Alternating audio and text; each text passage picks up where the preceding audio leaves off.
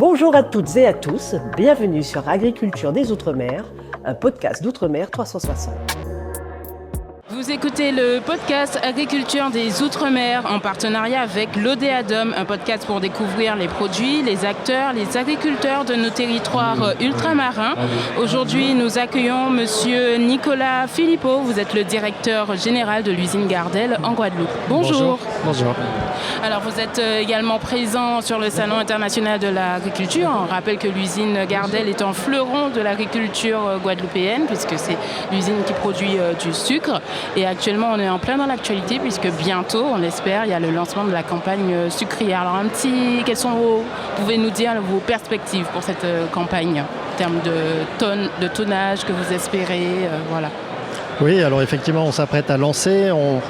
On devrait démarrer la semaine prochaine. Vous le savez, on a adossé à une autre grosse industrie guadeloupéenne qui est Albioma, avec laquelle on échange notre bagasse, fruit du broyage de nos cannes. Et avec cette bagasse, ils fabriquent de l'électricité et de la vapeur. Et donc, ils nous renvoient de l'électricité et de la vapeur.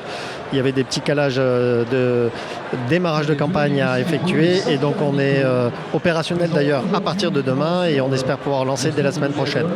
La campagne qui s'annonce en ligne par rapport à ce qu'on a pu voir les années précédentes, c'est-à-dire un tas de cannes disponibles de l'ordre de 418 000 tonnes de cannes. On espère faire un petit peu plus.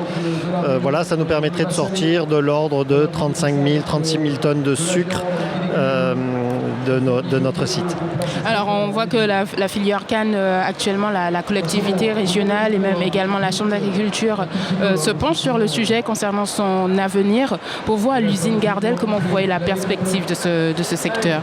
Oui, alors on a assisté à des débats extrêmement intéressants, je dois dire, voire même rassurants, parce qu'effectivement c'est une filière qui est fragile, qui doit faire face à de nombreuses difficultés.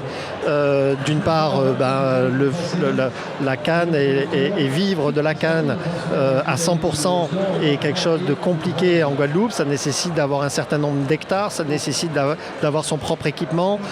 Donc voilà, la filière fait face à des enjeux côté agriculteur, mais côté industrie, de la même manière, il y a des enjeux à relever. On est face à un marché mondial. Je rappelle que notre industrie exporte 80% de la production de sucre part sur les marchés internationaux. Donc nous sommes face à des pays gros producteurs de sucre. Voilà, donc c'est une filière qui est fragile, qui doit relever un certain nombre d'enjeux, mais en même temps, les débats auxquels on assistait à la fois hier et avant-hier, animés par exemple par la Chambre d'agriculture ou animés par la région, montrent que la canne reste quand même le pivot, l'agriculture pivot en Guadeloupe et dans d'autres territoires, j'en suis sûr aussi, qu'elle permet à l'agriculteur de s'assurer d'un revenu qui lui permet d'avoir de la trésorerie, même si on peut toujours faire mieux en termes de revenus et de trésorerie, mais qui lui permet d'avoir de la trésorerie et un revenu qui lui permet donc de diversifier vers d'autres cultures. Et la canne, a toujours été présente, elle continuera aussi à avoir un bel avenir. Donc voilà, on a assisté quand même à des échanges rassurants, j'ai envie de dire, sur ce sujet. Vous êtes Oui, je suis confiant. Voilà, c'est une culture qui est parfaitement adaptée à l'endroit où elle pousse, donc en Guadeloupe.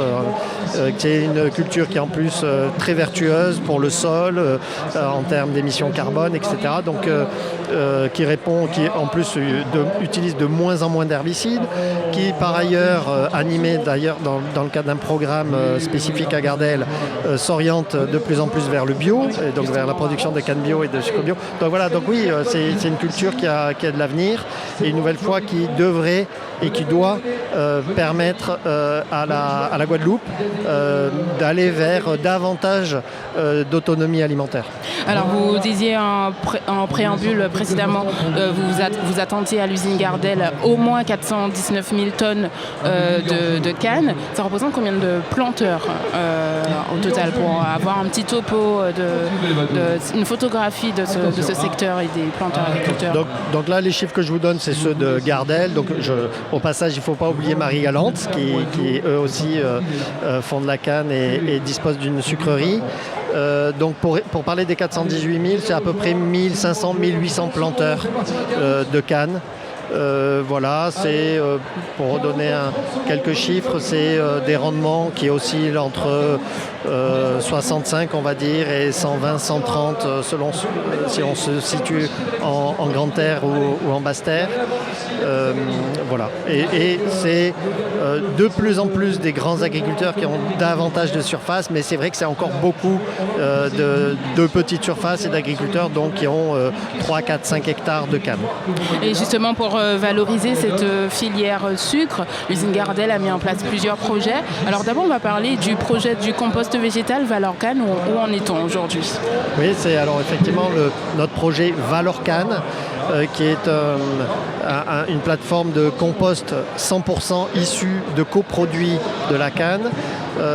Cette plateforme ça a été 3 ans de travail, on va dire, et a été lancée pour la première fois pendant la campagne 2025, donc l'année dernière.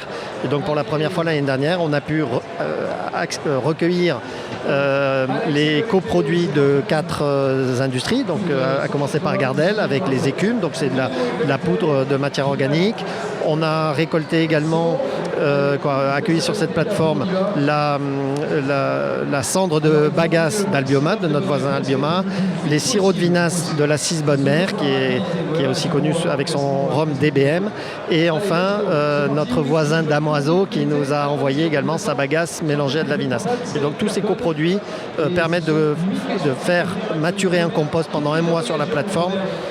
Compost qui est remis dans les sols de canne principalement et qui réenrichit les sols en NPK, donc tous les besoins de toute plante et notamment de la canne, mais en plus comme c'est du compost qui restructure les sols, qui permettent aussi de régénérer un petit peu la vie dans les sols en faisant revenir les micro-organismes, les insectes, etc., tout l'écosystème du sol. Donc on est à la 2e année de production de ce compost. Il y a aussi normalement prévu pour cette année le lancement du sucre bio. Alors où en est-on? Est-ce qu'il est déjà disponible est-ce que l'usine Gardel est prête à commercialiser de façon opérationnelle ce sucre bio qui est le premier, je crois, dans les Outre-mer, le premier sucre bio disponible? Exactement, on peut même dire que ça sera le premier sucre bio de canne européen. Mais parce que nous sommes peu de territoire à faire de la canne en Europe, il faut le reconnaître. Non, mais c'était une des raisons d'ailleurs de mon déplacement ici, c'était de m'assurer que les derniers petits verrous qui sont de l'ordre législatif et réglementaire européen puissent être définitivement levés. J'ai eu des réunions extrêmement encourageantes, voire totalement rassurantes avec la DGOM, la DG Agri, avec la déléguée interministérielle, etc. Et donc oui, cette année, nous allons a priori, je n'ai plus aucun doute là-dessus, lancer la campagne bio donc le 7 avril, récolter de l'ordre de 5000 tonnes de canne bio, fabriquer de l'ordre de 500 à 600 tonnes de sucre bio. Et oui, alors il faudra juste attendre, c'est le petit bémol, attendre que le règlement soit définitivement adopté par l'Europe des 27, et on m'a donné un délai en me disant que ça serait fait courant de cet été. Et donc oui, on peut dire que le sucre bio guadeloupéen brillera sur les étals dès septembre 2026. Alors justement, sur les étals, on va le retrouver, ce sucre bio. Est-ce qu'on va les retrouver dans la grande distribution, ou c'est un marché qui sera réservé à l'Europe pour les plus grosses productions? Alors, en fait, ça sera une commercialisation qui sera à peu près la même que nos sucres actuellement, c'est-à-dire 20% pour le consommateur final sur les étals des supermarchés et 80% dans les industries agroalimentaires. Et donc notre sucre bio répondra à cette même répartition. Donc on aura effectivement, on a déjà préparé d'ailleurs un packaging sucre bio Gardel qu'on sera content de voir apparaître dans les supermarchés de Guadeloupe, mais pourquoi pas aussi de France. Et après, on a déjà beaucoup d'industriels qui, parce qu'on a fait un petit peu de communication autour de ce sucre, qui nous sollicitent, qui nous écrivent en disant on a besoin de votre sucre. Des industriels par exemple qui font du champagne bio qui pour la chaptalisation utilisent du sucre de canne et donc qui seront contents demain de pouvoir mettre du sucre de canne bio français dans leur champagne, après des confituriers, des entreprises de biscuits, etc. Dernière question, quels sont vos autres projets que vous avez en réflexion pour toujours pérenniser cette filière sucre en Guadeloupe? Alors le gros enjeu pour Gardel, qui est désormais la dernière sucrerie de Guadeloupe continentale, c'est de faire des sucres de grande qualité, mais les faire de plus en plus rapidement. Parce qu'il y a une attente des planteurs qui est tout à fait légitime, qui est de dire une campagne doit durer 100-120 jours et sur cette période-là, il faut qu'on coupe toute la canne.